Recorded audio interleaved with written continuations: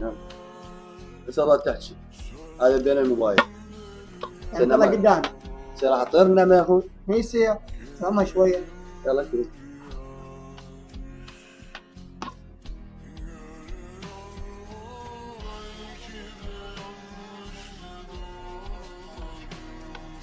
هذا في سالفه مودي.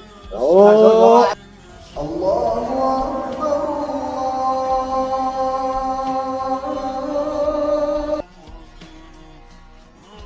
مودي مو دائما قوم صلي اتكل الله.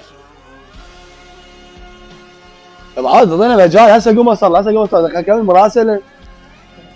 حمودي يا كامش القرآن احسن من كامش تليفونك، مو احسن ناس صليت وقت الاذان، هاي التليفون ما يخلص.